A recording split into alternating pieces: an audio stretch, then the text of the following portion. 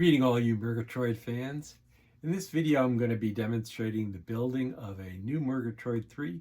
This was necessary because I want to give away the one that I had built previously, but my wife wouldn't let me do it until I built the one to replace it. So enjoy the video. It's going to be a little bit detailed, but that's the way it goes when you build a Murgetroid.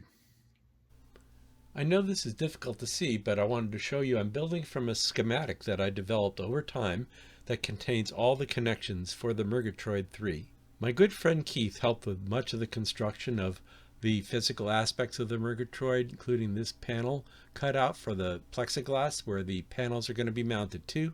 Prior to mounting the panels to the plexiglass, I have to put the wires in their proper channel and bring them out to the bottom of the panels, as you see here. I use a Loctite vinyl plastic glue to mount the panels to the plastic frame. The new base that Keith made for me has installed a couple switches on the right and the motor control and a proximity sensor. So this goes into the base. Keith did all the work that you see here. And here the motor is mounted. A little bit of an accident here, but it makes no never mind. So he did a great job with this. In order to allow the panels to be separated from the rest of the Murgetroid, I've used connectors to connect to the rest of the Murgetroid. So I glued the masonite hexagon to the base using this Gorilla Glue. And I forgot to mention also this for reflective surface is actually a semi-transparent film, two-way mirror film that we used rather than a full plexiglass 1/8" sheet that I have on previous Murgetroids.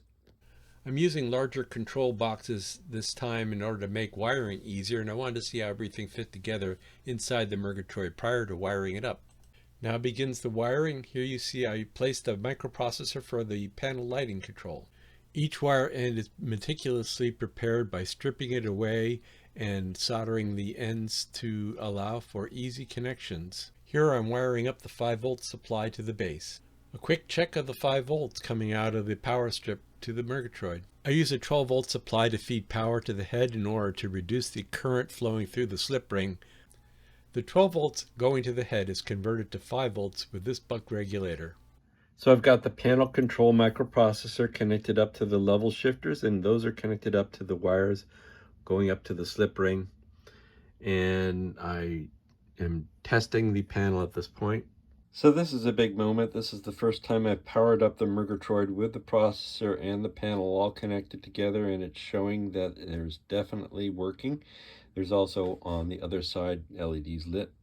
So I've done a bunch of things. I dressed the wires going up to the panels. I added the microprocessor for the base, and I started working on the relay box, which is the motor control and the on-offs and all the rest of that.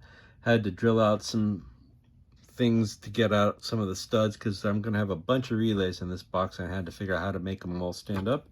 And then I was working on this thing here, which is a little power distribution system for VCC 5 volts, 3.3 and ground that I'm going to be connecting all the relays to. So I thought I'd better make it. You'll see it again in a minute. I used double-sided alien tape to mount many of the components. I spend lots of time preparing wires to be soldered to relays. I had to open up and modify the AC power strip to allow for an on-off switch. Here I'm wiring and mounting the proximity sensor. What you see on the bottom is the vibration sensor that senses if there's an excess of vibration in the Murgetroid. Today I installed the Hall sensor. I used a screw to position it, and I used alien tape here on the back to stick it up there, cover the head of the screw. This is the actual Hall sensor, and you can see that it's positioned right so that the magnet on the box goes right over it. So at this point the Murgetroid should be functional without the motor control and without the fans and without the temperature sensor for the motor, but it should spin up and it should display.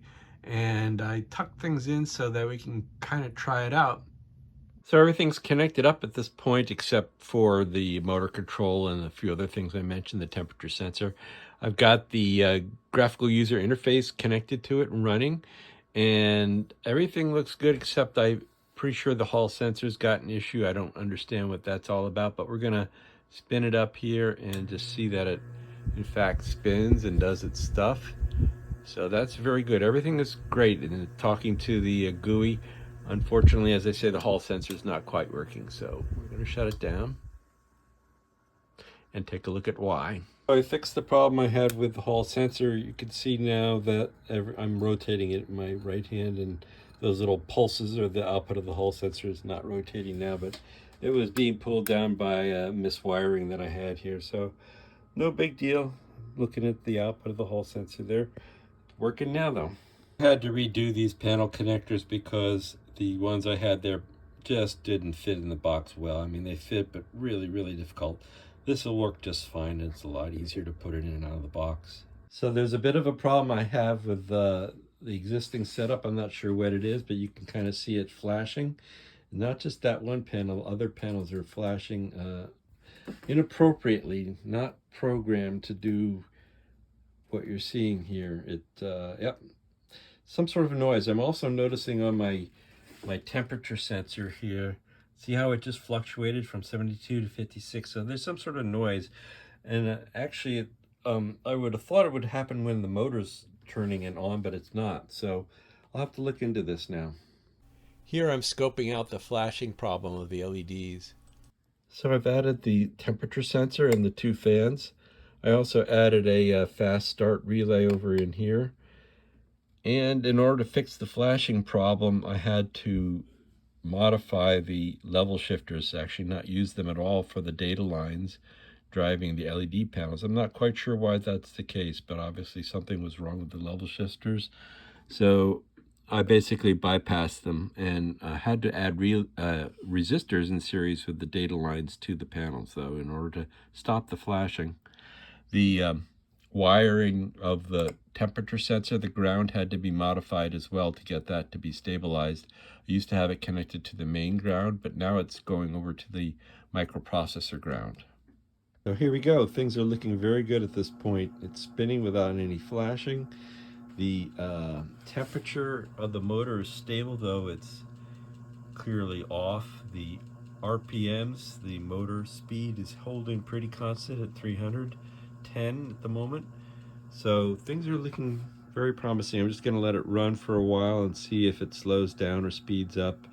That'll dictate whether we need to add the motor control speed relays. Well, I've been busy. I wired up the extra relays for the motor control speed control there, and I wired up my extra switch over here for the mode control, which is going to set it into a no spin show mode. And I've been testing it. Things are looking very good here. So in the process of trying to adjust this vibration sensor, I managed to destroy this microprocessor. It's actually this one, because I had to replace it. I had to take this out, unsolder all these wires and remove it, and put a brand new one in and test it. It seems to work. I've now got to replace that vibration sensor with this one and try and not blow things up again. Oh, it was discouraging. Okay, so I buttoned things up, and I'm going to show you that the Murgetroid seems to be Murgetroiding. I still need to do some adjustments, things like the sensitivity of the proximity sensor, and I have to check the calibration of the temperature sensor and a few other little things, but things are looking promising. I need to adjust the panel centering by loosening these screws and moving the panel slightly left or right based on the feedback I'm going to get from the top. Here you can see the pattern I'm trying to align to: green on the left, red on the right. In the center it's red on the left and blue on the right. So I look to make sure those LEDs all line up with each other when it's spinning.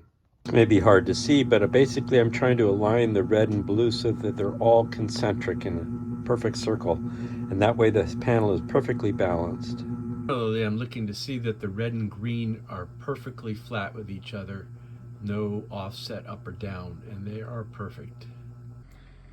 Well, it's time to stain this thing. I probably should have done it first, but I'm definitely gonna do it now, and oh, I think this is gonna be really pretty. This is a a nice stain I've got going on here. I think it came out pretty good. See before you is my original hex Murgetroid, not the one I just finished building, but I ran into a problem that I didn't understand with my new Murgetroid that I ended up finding on my old Murgetroid as well. So it was a problem that had been hidden. What you're seeing here is the display of the sound pickup, and this moving display that you're seeing is actually erroneous, because generally speaking, when there's no sound, I'm going to be silent, there should be no movement, and there's lots of signal here. If you look at the scope, what I'm looking at here is the output of the microphone, and you see even when I'm silent, there's all kinds of noise there.